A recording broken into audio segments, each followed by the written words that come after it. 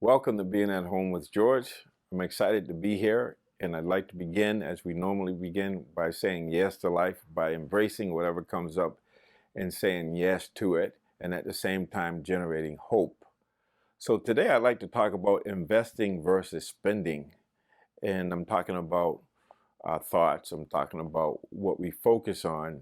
And as you might know, that the Federal Reserve, just increased interest rates by 0.75 percentage points. And so what that means, if you really think about if you were going to buy a house or making a major investment where you would have to borrow money, if you had made that investment in the beginning of the summer versus making that investment now, it would cost you much more money. Like say if you had a mortgage, it might have doubled or it would be more costly. So the metaphor here is when we are engaging in life, are we making investments or are we spending our money or waiting for the right time? And when I talk about investing, that means creating or being clear about the future or what it is we want to do and focusing on that solution or focusing on what we want. And so instead of waiting till tomorrow, just making the investment now. Because if we invest in it, then today's investment is going to bring tomorrow's returns. And so if we're looking to do something, it could be something as simple as understanding that we have this place of rest inside of us, and we have to learn how to rest in what we are doing to be able to find our center so that we're not pulled by fear or desire, that we can hold our space and just be still and stay on task, stay focused on the next thing.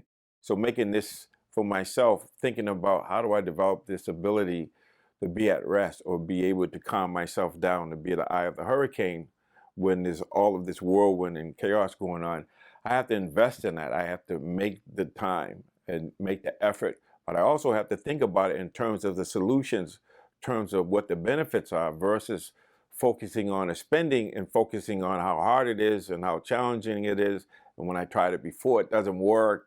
We have to be able to have the faith and the confidence of what I call the Hall of Fame, the hope, optimism, and faith, the embracing, saying, yes, this was coming up. I'm trying to invest in just being at ease so that I can make decisions. So I create space between stimulus and response so that I'm feeding the growth mode or the love wolf versus the fear wolf, which is spending. And so any thoughts or feelings or any ideas I have about what's not happening, what's wrong, I'm spending. If I'm focusing on the solution, yeah, there's something happening, I embrace it, but then I generate hope and then I do the next thing. And sometimes we don't know what to do. And so to me, that's when we get back to what I talk about, the win.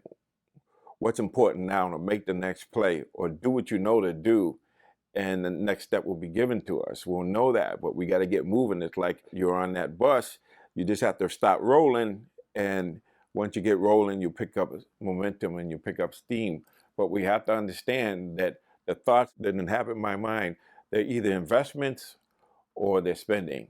And my choice and my encouragement is let's focus on investing, not spending, and get clear about what kind of future do we want to create, and then use our energy, our thoughts, our feelings, and our behaviors in alignment with, yes, I want to go for a life where I can live fully and more creatively, because I want to remind us the most important adventure we could be on is getting to know ourselves a little bit better.